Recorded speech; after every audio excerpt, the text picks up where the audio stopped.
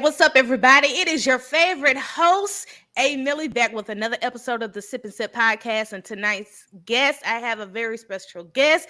He is the CEO and founder of Motif Stylez. He goes by the name of Raphael Tilley. Of course, he is an Alabama A&M grad and a member of Omega Psi Phi. So I want to just show him some love. What's up, Raphael? Welcome to the podcast. How you doing? Thank you for having me.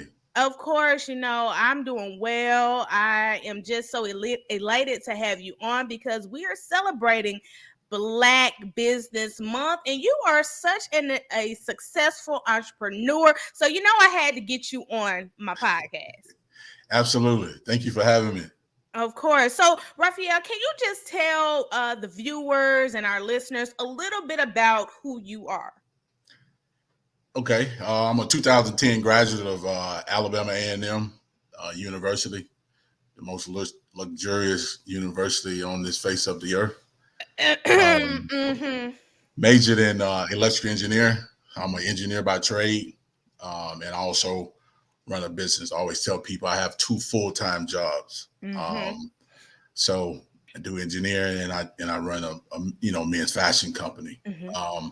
Grew up in Mobile, Alabama. So I'm a Mobile native by way of Huntsville. So I currently reside in Huntsville, Alabama, where I run the business and work as an engineer. So you are from the 251 mob town, not Pritchard, but Mobile, right? No, I'm from Pritchard. Oh, you're from Pritchard. Okay. Yeah, I went to school in Pritchard. I went to Viger. Okay, shout out to Viger. I know people that went to Viger. Absolutely. Yes, but I know you talked about that other school, Alabama A&M. I'm a graduate of the Alabama State University, so you already know when it comes down to Magic City Classic, the Hornets will take the win. I got to tease you on this podcast about that. Yeah, I mean, I got love for Bama State. My best friend went to Bama State. You probably know him. He go by the name of Justin Smith. He's a Kappa. Oh yeah, I remember him from State. Yeah, that's my best friend. That's my guy. Yeah. Shout out to Justin. I remember him from State. I do. So let's get into this interview. You are the owner, CEO of Motif Stylez. What made you want to start your own business? Well, one, man, I didn't even know that this would even come about. See, what happened was I have a love for fashion. I have a passion for fashion. And like growing up, one of my sisters used to always tell me, Raphael, you got to find your niche outside of being an engineer. So, I took just a plain passion and just turned it into a business, not knowing 11 years later I would be sitting here, running a business. So that's how it started. And, basically how it started was I just got tired of, I love wearing suits. I'm a suit guy. So I just got tired of buying the same suits over and over, your basic black, blue, gray, burgundy. Occasionally you'll get a silk and a linen, and I would have 2 or 3 of the same suits. And I'm like, hey, it's more in this world than those basic colors. So I set out to just explore, like patterns and different fabrics and stuff like that. And, I just turned it into a business because I know I wasn't the only person that was like, hey, man, it's more than those just 5, 6 basic colors that you can get out of the store. So that's how this business come about. And I love that because, me, a female, I wouldn't know the basic colors of what males would wear, your basic black, blue, brown. And when you created this suit company, specifically a custom suit line, did you ever think that in a million years that, I'm going to have me a custom suit line?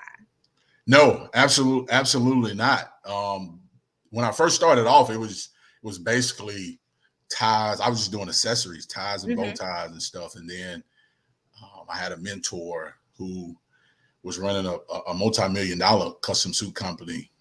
And this when I lived in Maryland. Mm-hmm. Fly in, twice a month, and we would have like big meetings, and he would give me the game, give me homework, and I was like a sponge. I did more listening than I did talking because he Mm-hmm. already had the game.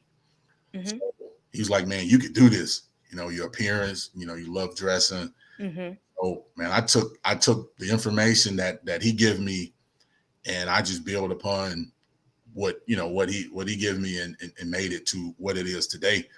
Not knowing, like I said, I never thought, in my wildest dreams that I would be as successful as I am Mm-hmm. today. But I have the credit. I have the credit to good Lord. Yes. A lot of Mm-hmm. praying, a lot of fasting, Mm-hmm. a lot of mistakes I made. Mm-hmm. Because basically I was the type that I would try to solve everything with money. Throwing Mm-hmm. money at it, and I had to learn that the hard way. And I stayed in the red. That's what business owners don't want to talk about. They want to talk about when there was Mm-hmm. a struggle in the beginning. Mm-hmm. So it really was a struggle, and I almost gave it up, but I just kept. Mm-hmm. I was steadfast. Mm-hmm. Unmovable. Mm-hmm. So I was willing to do the dirty work, and that's what Mm-hmm. I did. It was a Mm-hmm. lot of sleepless nights. And then one Yeah. day it just clicked. Like my very first suit I butchered. And it was it was crazy. But the crazy thing is that particular client is a Mm-hmm. long-standing client of Wow. my business. He's like, man, I know you in the beginning stages of what it is that you're doing. I'm gonna give you another shot. So I went Mm-hmm. back and redid it, and man, it was a grind to get Mm-hmm. here. Mm-hmm. And the grind, the continuing to pursue your passion of creating this line. And let me just say, I'm not a male, but those suits, woo, boy, they are lit. Like and me as a woman, I love a man in a nice custom suit. Yeah. The I saying love the that. saying the saying is a custom suit to a woman is like lingerie to a man. Ooh, You know, yes, so yes. I get that all the time. Mm-hmm. Like ladies, I hear different ladies say, "Hey man, I love a man in a custom." I don't know what it is about a custom suit that drives ladies crazy. It's just like how it fits on the broad shoulders, the muscles. It's like it's like damn, like like as a female, you see a big booty girl walk across or something, Yeah, y'all gonna be looking at that. Us as females, we love to look at a man that is fitted, that has the muscles, the yeah, shoulders. It makes us hot. I ain't gonna lie to yeah. you, it make me hot. I'm just saying. Just say I'm being real. I'm Yeah, being I real. totally understand. I totally get it. So where did the name Motif Styles come from? How did you come up with that name? Well, back when I first started, it was how the name was created was like motif means an array of colors. Mm. It can mean now motif can mean many different things, but when in the fashion realm, it means an array of colors. Mm-hmm. So it goes back to those five basic colors that I said Mm-hmm. that I always saw in the store. Mm-hmm. So I wanted to create a business that'll let people know, like, hey, listen, this company is going to allow you many, many, many different patterns, colors, of all shapes and Mm-hmm. sizes. Mm-hmm. So that's where the name Motif Styles come from. Oh, I love that. So I never thought that. I thought motif probably was something like you created, but I never would have connected the dots. yeah, In the yeah. fashion I world. mean, a lot of people when they think of it, like I get this question a lot, and then I have to break it down. And they was Mm-hmm. like, man, that's creative. It is. So I mean, just the type of colors and the type of fabric Mm-hmm. that I put out, it Mm-hmm. goes with the business name. Mm-hmm. And I love that it's so different. It's catchy. As an entrepreneur, who have been some of your style influences that said, "Hey, I'm gonna do this." Who are some of your style influences? Honestly, I don't watch anybody else's style. Mm. I have my own style now. Mm-hmm. Now there are people that I do who styles that I do like. Ryan Clark of the podcast, the Pivot of the Mm-hmm. Pivot Oh, podcast. Now I like okay, his style, even though yeah, he's a yeah, Kappa. yeah. I like Ryan Clark. Ryan Clark is killing it. And I Mhm. just recently started, watching his style. Another guy I would say when he was on ESPN was Jalen Rose. Mhm. I used to, I watch him as well, but I don't really get inspiration from anybody because I Mhm. don't want to copy anybody. I just try to be Mhm. original in the Mhm. stuff that I do. But there are people out there that's really doing it in the fashion world. Mhm. But Mhm. yeah, I don't really take anything from Mhm. anybody, um, or like really get inspired. I just try Mhm. to keep inspire myself. I always say me versus me because I Yes. don't want to be in a situation where somebody put out like wear something, then I go copy it. Mhm. There's no originality there. Mhm. But I get people that copy my style and they don't give me any they don't give me any And then credit I'll give for. I you the see it. credit. Yeah. A lot of my customers they'll screenshot it and send it to me, and I'll just laugh and say, hey, they was inspired. You Mhm. know, Mhm. so Mhm. I typically try to wear suits one time. I don't really like Mhm. to repeat suits. Mhm. Only because like now I will go back. Maybe I think I wore this suit what I got on probably like 2021, Mhm. and I decided to just pull it out of the closet today. I saw it and said, let me Yeah. put this on.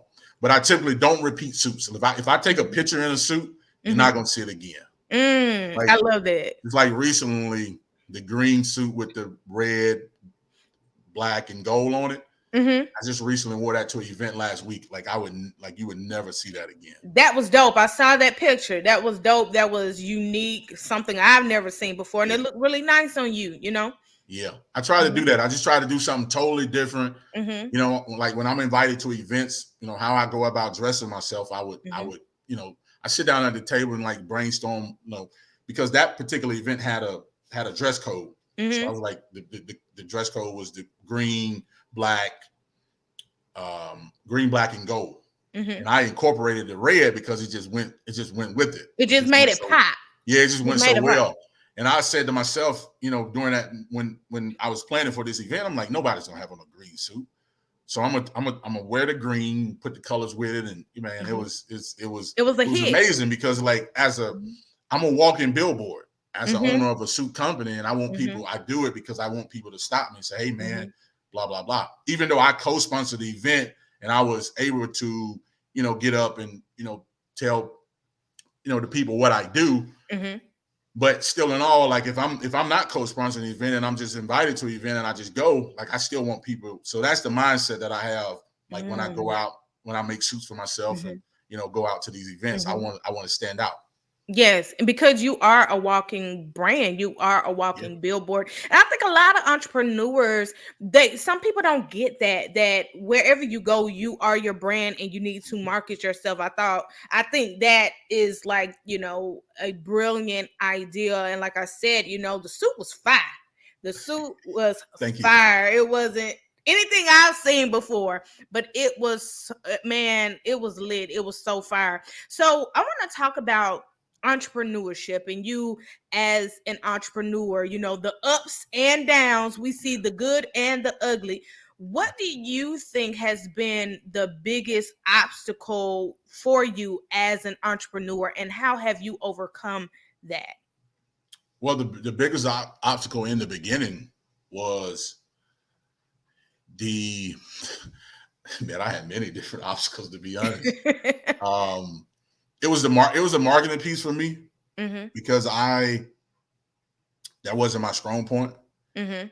um, and just really just going up to people talking because you have to just word of mouth. You have to speak to people and let people know what you're doing. So I would say the marketing piece was an obstacle, and then like getting loans was an obstacle Mm. too because most startups they don't want to give you loans because they're gonna look at your previous couple years tax returns and, see what type of, resources that you're bringing in. And man, I was told, hey man, we can't give you, anything because like we consider you a hobby. You're not really making any money, because I actually went to try to get a loan in the beginning to help, fund the business. So they're not willing to, I don't think they're really anybody out there like help small businesses as far as the bank. So I would say that was an obstacle as well. And just really just getting your name out there were many different obstacles, and just like, who is your target audience, like realizing like, who am I marketing this to? Who who am I trying to get this in front of? So that was a struggle as well, because like I was broadening it. Like I was trying to get everybody into, but everybody is not into custom suits. And you have guys that like off the rack suits. So you have to find your target audience and really hone in on them, and then the rest of the people, once they see it, they'll come in. But you got to figure out, who am I going to market this to? Like who is my like target customers that I can really get in these suits and get them out there, and the rest of the people will come. So that's just a few obstacles that I had to overcome.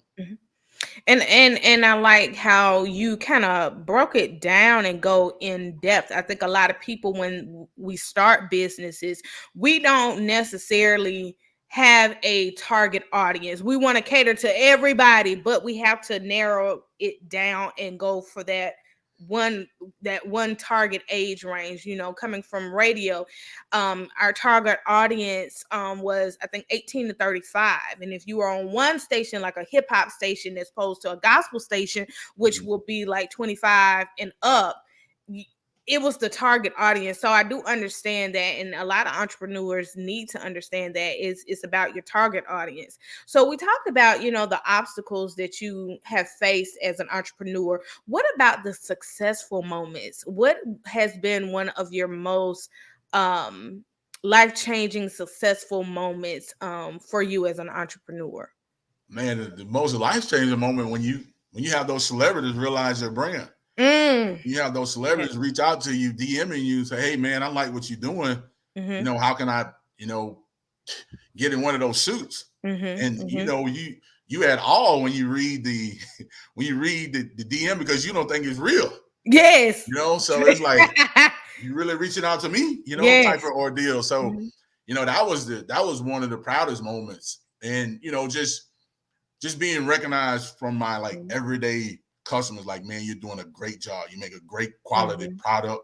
And because like when I sit down with a person, I always tell them, I say, hey, listen, man, this is I don't sell. I always tell people I don't sell suits. I sell a lifestyle. Ooh, I like that. And the reason why I say that is because like when you come sit down in front of me, I want to give you an experience. I don't want you to think about the cost of my suits. I don't want you to think about me asking you for your credit card. It's all about the experience, So I ask multiple questions in the consultation to get down to like where you're going, how you want to wear this suit. Is this for like a wedding? Is this for like a date night with you? So I'm getting a little personal. And then what I've realized is when you get personal with a person and you're trying to sell them, man, they'll buy everything from you. Yes. Just a conversation, having a conversation. And sometimes I allow the customer to dictate a consultation. I'll just sit back and they'll just talk, and I'll take some notes, and I'll be like, okay, well, let's go this route. And then I'll have some clients, like, this is what I absolutely love. I have some clients that'll call me and say, hey, listen, the wife and I are going to a gala or a ball or something of that sort. We're going to give you free reign. And I don't want to see it until I'm ready to go to this event. Wow. I love that, because now I can be very creative. Yeah. And they trust you to be creative. Absolutely. You have to build that trust. And that comes with having a consultation. So those are some of my proudest moments, to have like my suit show up on the Today Show. Wow. Like my suits ended up on the Today Show. Wow. Like my suit's been on ESPN. Like, Wow. It's been amazing. Now, do I want to continue to get more celebrities and more people, more everyday people into my Mm-hmm. product? Absolutely. I'm not, Mm-hmm. I continue to strive every day to get more people into, you know, come into this black owned business and Mm-hmm. continue to allow it to be successful. But Mm-hmm. those are some of my proudest moments, especially the Today Show, because it was a long segment on the Wow. Today Show, and it was one of my clients, Mm-hmm. and it was amazing. How was that moment seeing your suits on national TV for Man, you? that was a proud moment. Mm. It was almost like Mama, I made it. And you have, the success of your business and just a black owned business that caters to so many people. I want to ask you about your biggest learning experience so far, because you've been in the game for a long time now. What has been like one of your biggest learning experiences? Well, the biggest learning experience is knowing that you don't know everything, Mm-hmm. and being able to learn from other people. Like, Mm-hmm. I'm not too big where I can't learn from Mm-hmm. anyone. And Mm-hmm. I'll use this as well. This actually happened. Like I said, I'm not big in marketing Mm-hmm. because it's just not my strong suit.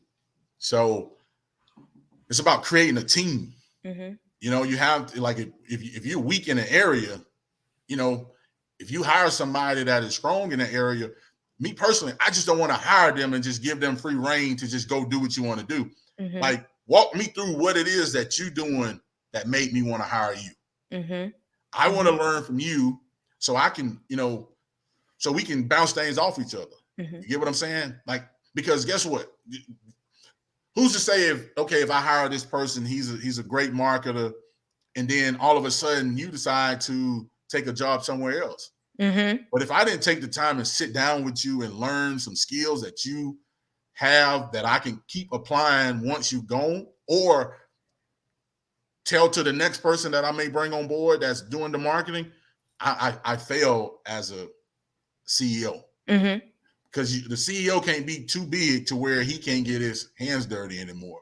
Exactly. You get what I'm saying? So Exactly. I'm in I'm in the trenches now. Have I fired a marketing team? Absolutely. I've been Mm-hmm. through like 3 or 4 because one wasn't affecting my bottom line. I Mm-hmm. just think I was just paying them to do Mm-hmm. absolutely nothing.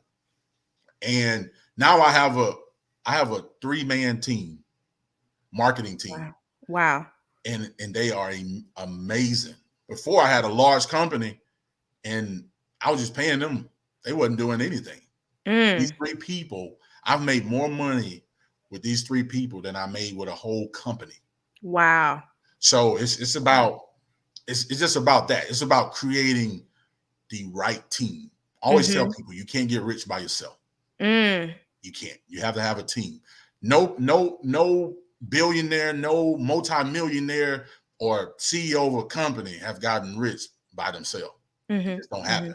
So you have to put the right pieces and the right people around you Mm-hmm. to not only to make you look good, but make the company successful and Mm-hmm. make themselves successful, things like that. So I think team is the most important. Mm-hmm. And that's right. Teamwork makes the dream work. The having the right team behind you, people that want to see you win, that are genuine, some people that are God sent, number one, Absolutely. because you don't Absolutely. want to have anybody on your team that is not for you. Yeah. That is not that. I don't Mhm, hire anybody mhm. that doesn't have a passion for fashion. Mm, If you have a passion for fashion, if you don't have a passion for fashion, I don't hire you. And mhm, that's a question that I ask in interviews, mhm, because I want to know, like, are mhm, you chasing a dollar? Because here at Motif Stylez, we don't chase money. You mm, know what I'm saying? mhm. I always tell people, I don't chase money, I chase purpose. Oh, yes. Money will catch up to purpose. It's not about the money, because guess what? You can't outrun favor. Mm, You can't. Favor mhm, finds faithfulness. mhm. If you're faithful, favor's coming. Mm-hmm. And Yes. that's, and I tell people that. So if you chasing the dollar, you can't work for me. I don't want anybody just chasing money. I just don't want that, because Mm-hmm. what's gonna happen, you're gonna tire yourself out. But if you're chasing purpose, you'll never get Mm-hmm. tired of chasing purpose, Mm-hmm. because you have something to look forward to, not just the dollar.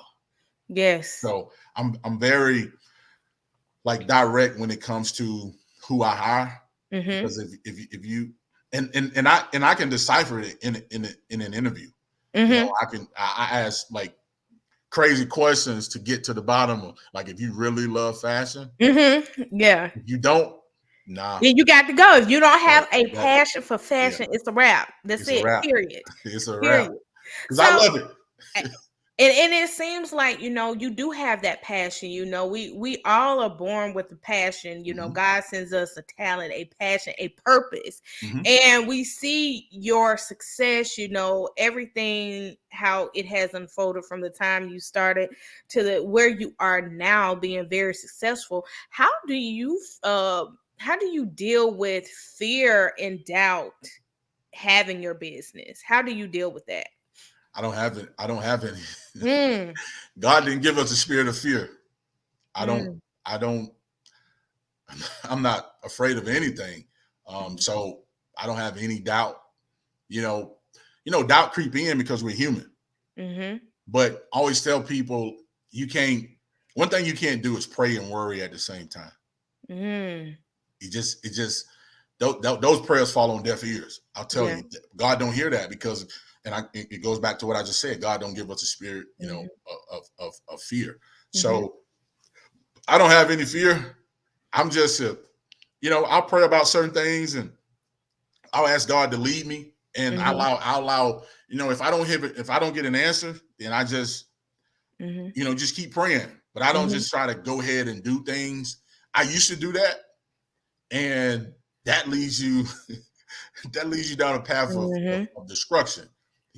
So now you just have to continue to allow God to intervene on your behalf mhm, on the things that mhm, you want to do, and just ask Him for guidance. If you allow mhm. God in anything, listen, you will not fail. So I Yes. don't have fear. If I had fear, I wouldn't be here 11 Mhm. years later. I wouldn't be here. So now it's scary in the beginning, Mhm, because you set your mind out to do something, and he's like, man, is this really going to be successful? So mhm, I'm not saying that I never had fear. Absolutely. mhm, mhm, But like, I'm a faith-based guy. So mhm, I grew up in the church, like my faith is strong, and I had to lean on that, what I mhm. learned in church, because, like, yeah, it was scary at first, but now 11 years later, no, Mhm, no fear whatsoever. Like, whatever it is I'm going after, I just feel like I just allow God to go ahead of me, mhm, and mhm. open those doors, and when it's time for me to walk through them, those doors are easy. Yes. It's And like they have turnkey. opened. Cause Yeah, just look at how the doors open for you, for your suits to be on national television as big as the Today Show. And it is just, the fear that you don't have and the doubt is really has sustained you. When you trust in the Lord and walk with the Lord, He will open up those doors for you, and He's opened up a lot, a yeah, lot, and He continues to open up those yeah. doors I for want them you. to continue. Absolutely. Yes. Yes. So Yes. let's talk about,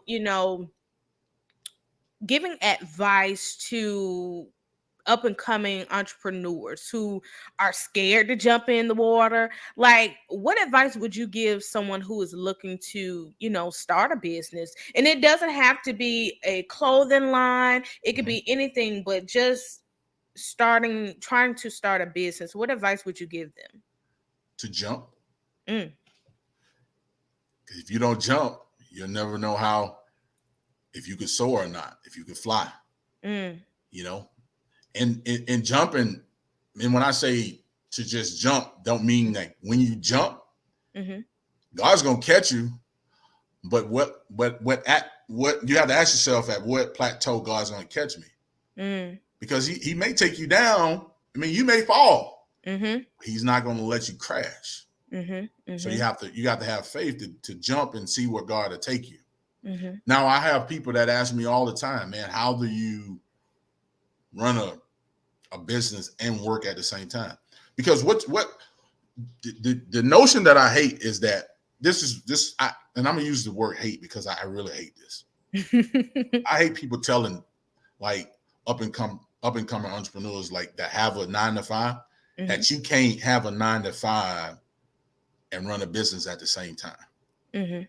That is the biggest lie people are out here telling. Like that really hurts me that you would tell a person that.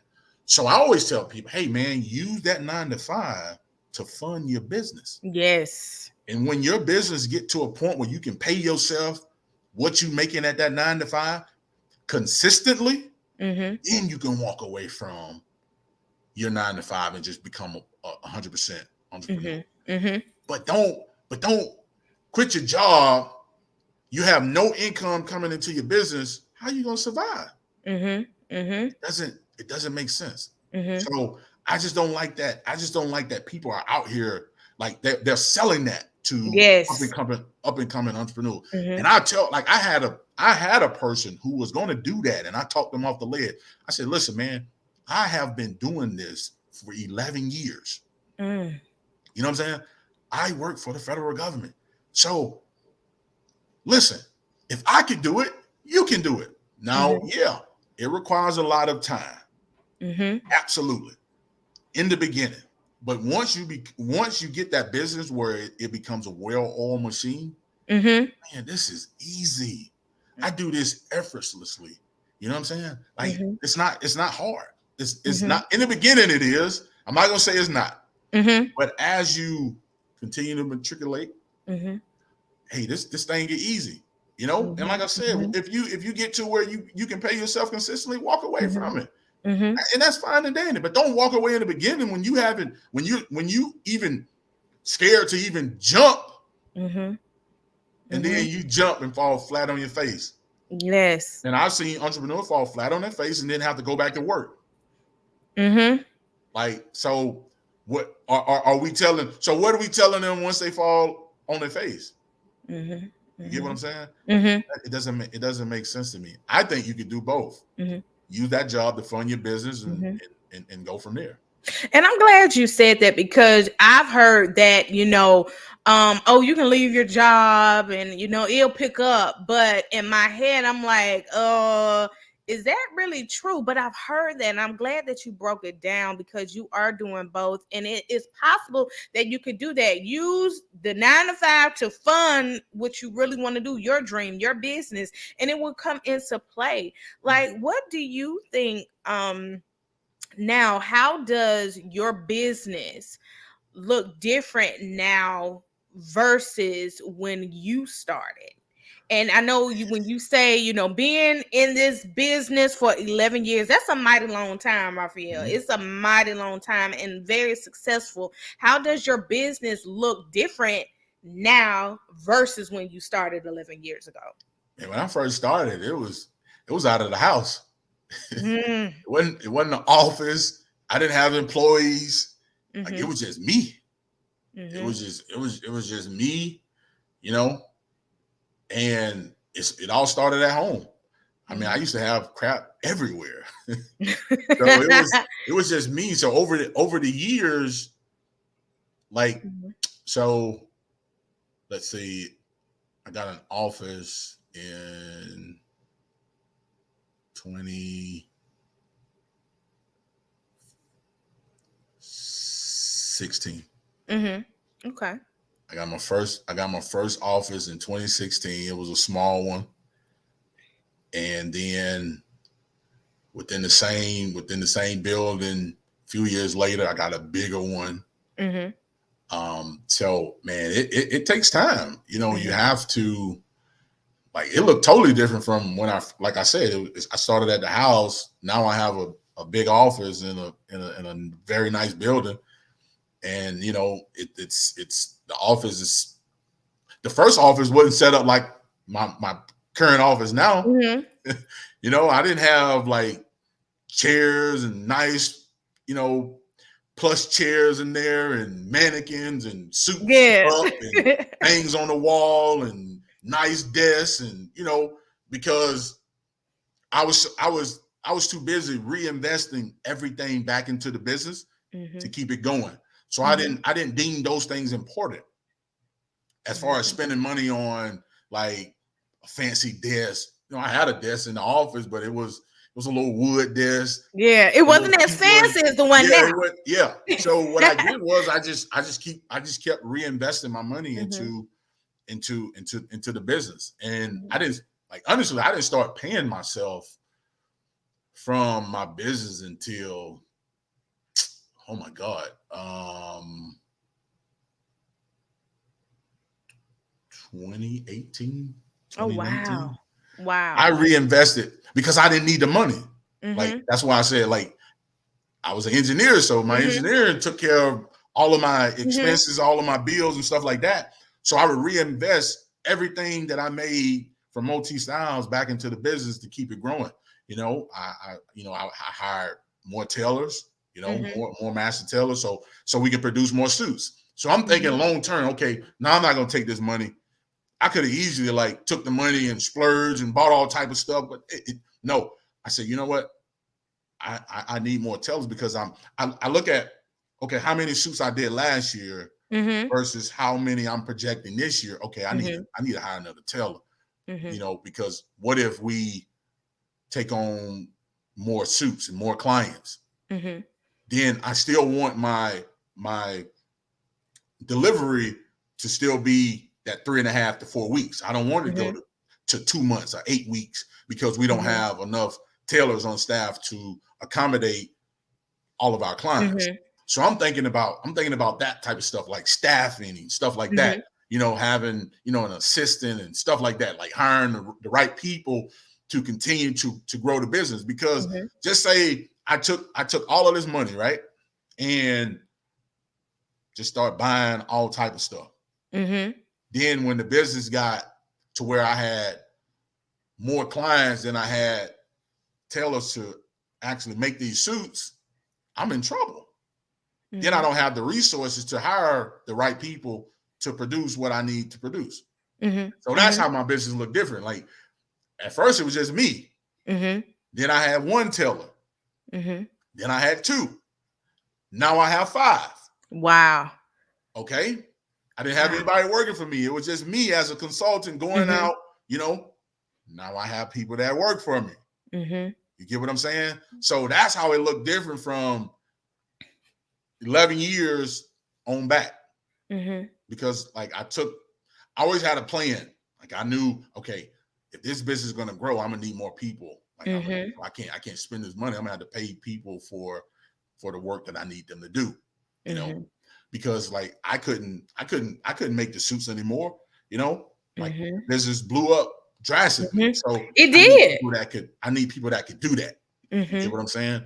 Now, I always tell people, if I pull my sewing machine out, it's at a premium cost. Because I don't have the time to do it. Right. So you get people that around you, that team, to do everything that you don't have time to do, and you keep bringing new clients, and that's my job. I bring new clients, and so my tailors can continue to get paid, and we continue to grow and prosper. And your business has prospered. It has grew from you to having a full team behind you. And just when I looked at the suits, they are so customly made. It is fine. It's I don't even want to touch them, and I'm looking on the phone or on online, but they are authentic. They are so beautiful. They are fire. And I just love to see, your walk in your journey from starting 11 years ago up into now, and it has all come full circle. And of course, this month we celebrate Black Business Month, and I want to ask you, as an entrepreneur, how important is it that we recognize Black Business Month? I mean, it's very important. Very, very, I would say very, very important, because I'm the type of person that I want to make sure I support my fellow brother or my fellow Mm-hmm. sister, whatever they're doing. Mm-hmm. So it's very important that we shine a light on, you know, Black owned businesses. Mm-hmm. It's very important. Now, not everybody, not every Black owned business, because every Black owned business don't deserve to be spotlighted, because maybe the customer service is terrible. Exactly. Yeah. So we get into like, we feel entitled, Mm-hmm. like somebody have to spotlight my business. No, you may have some bad reviews and nobody want to spotlight your business. What are you doing to fix the mess ups or the Mm-hmm. customer complaints?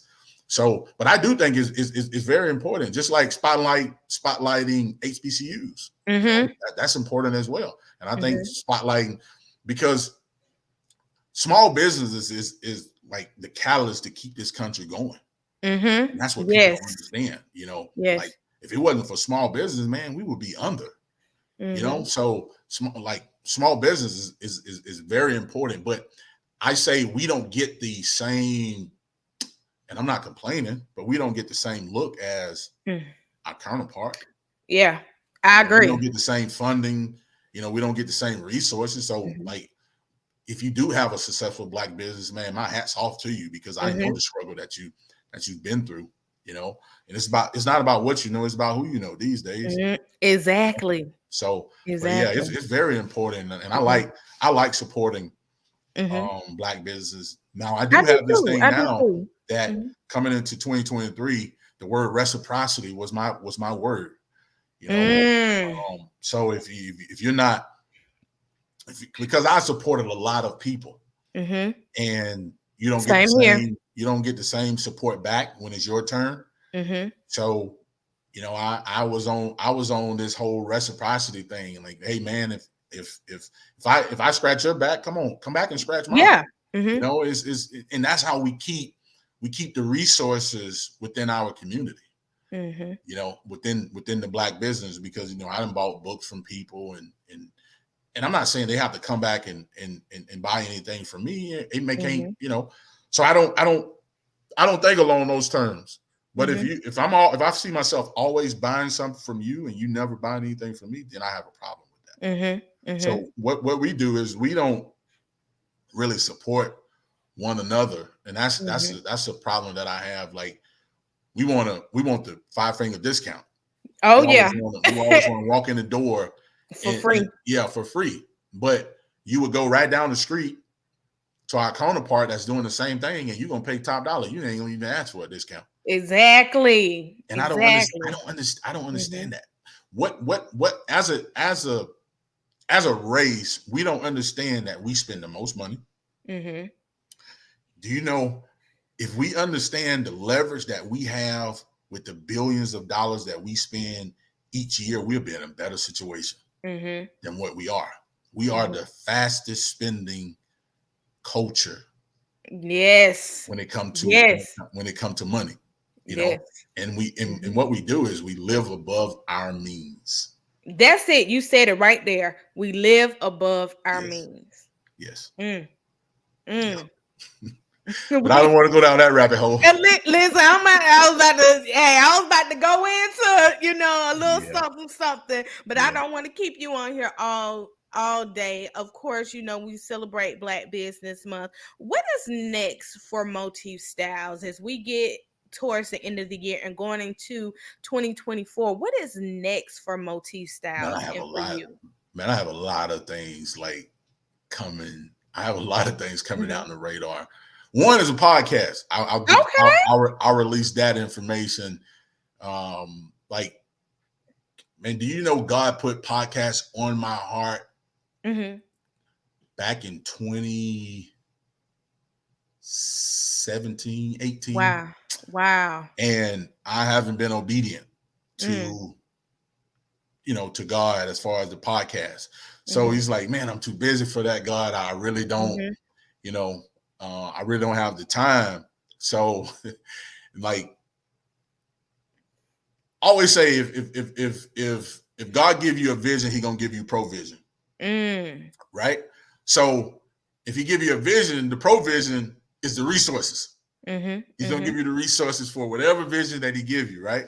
So I'm of the mindset. I'm like, I really don't have the time. And then every so often he'll come back and say, hey, listen, that podcast, you got to do that. Yeah. You know, and just not just a normal podcast. I'm not going to release a lot of information, but it's just not like a normal podcast. Like I'm on assignment on this podcast, and I know I am because it keeps coming back to me.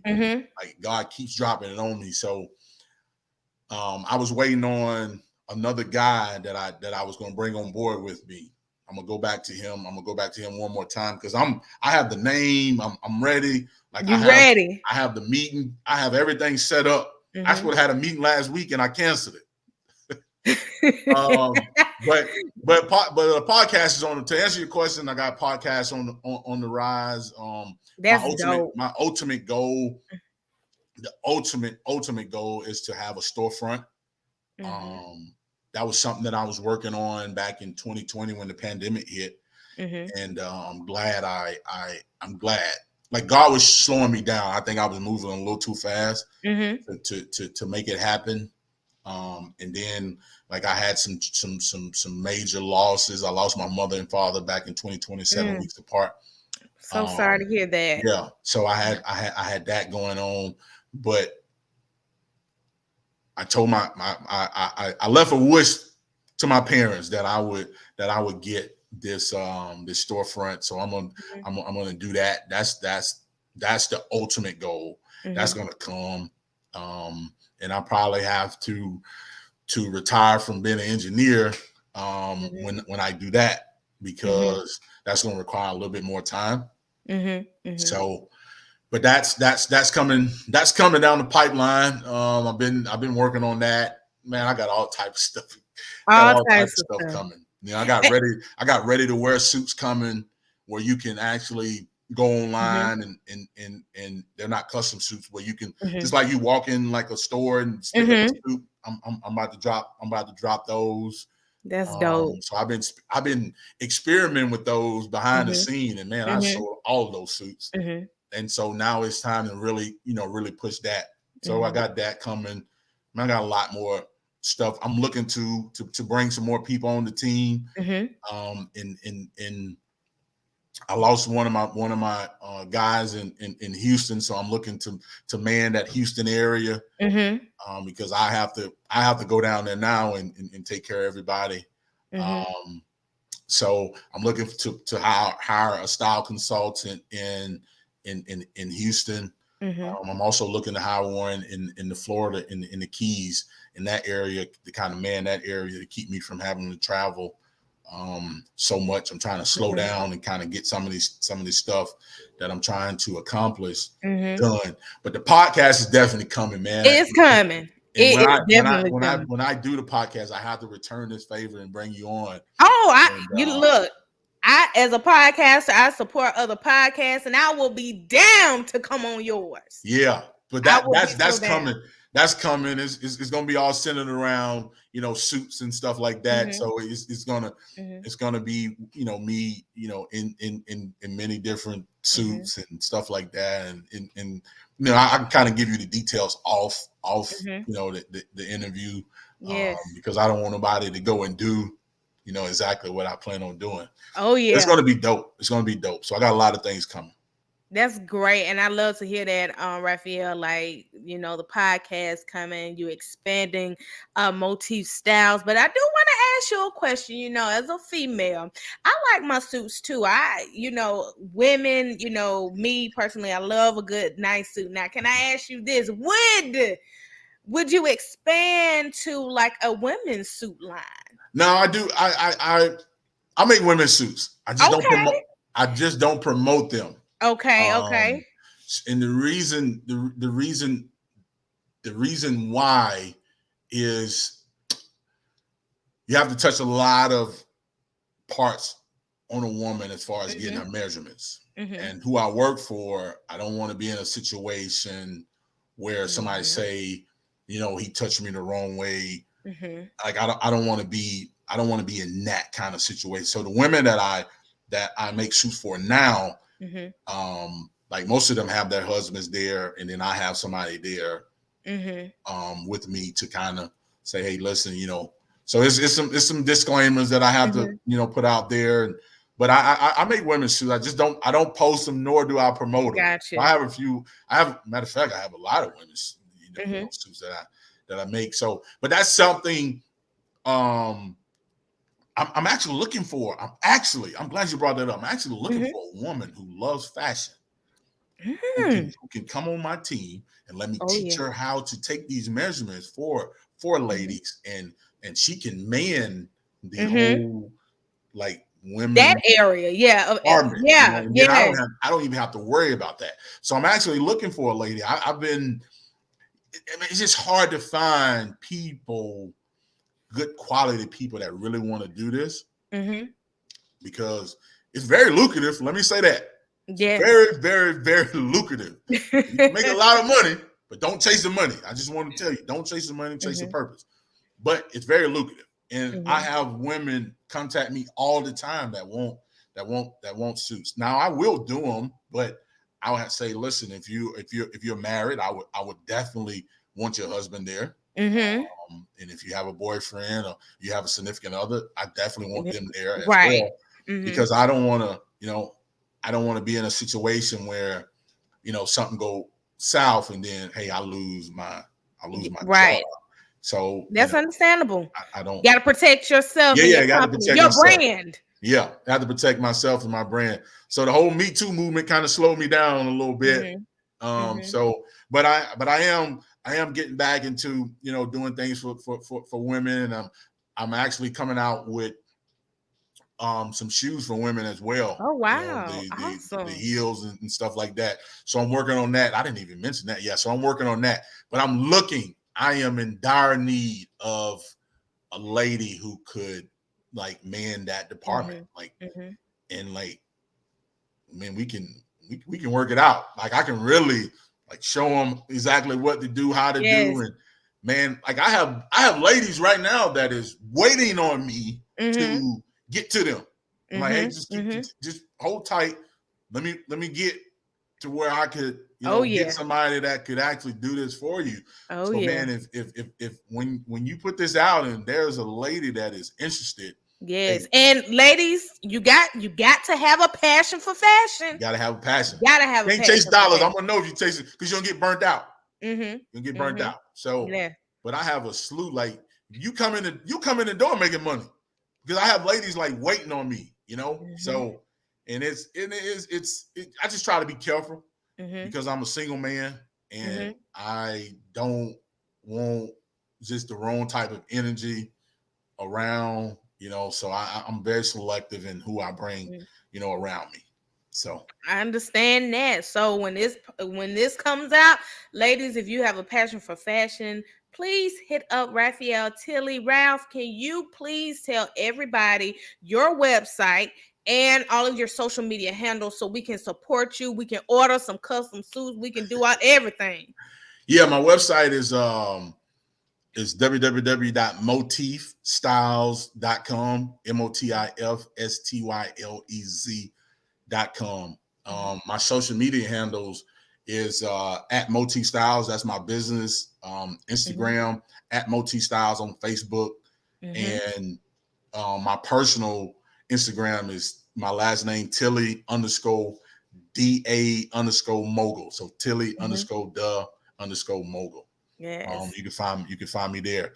So if you go to that Tilley the Mogul Instagram, I have my link. It'll take you right to my business page, so you can follow my business page as well. You can shoot me a DM on either one. I kind of get back to you as quickly as I can, and we can go from there. So. Well, there it is. You have it. Make sure you follow Motif Stylez. Go on the website. If you are a man, you want to look good in a suit, I'm telling you, this brother has it. I'm telling you, want your wife, your significant other, side chick, or whoever, you don't want to be rubbing all on you and looking good. Like he said before, a suit is a man's lingerie. So Fellas, y'all need to get y'all custom suits. Make sure you follow Motif Stylez. Go to his website. He will hook you up. And Ralph, it has been like such a pleasure getting to know you and your journey as an entrepreneur. And I cannot wait to see what you have coming up next. Can't wait to come on your new podcast that's coming. But of course, to support you as a Black entrepreneur. So I appreciate you for coming on the Sip and Sip podcast. And make sure y'all like this podcast, follow, subscribe, tell a friend, tell a friend. More interviews coming. And we're going to continue to do more interviews with Black entrepreneurs because this is so important when we celebrate Black Business Month. And we want to continue to support our Black entrepreneurs. So until next time, y'all, I'll see you in the next episode. Peace. Thank you.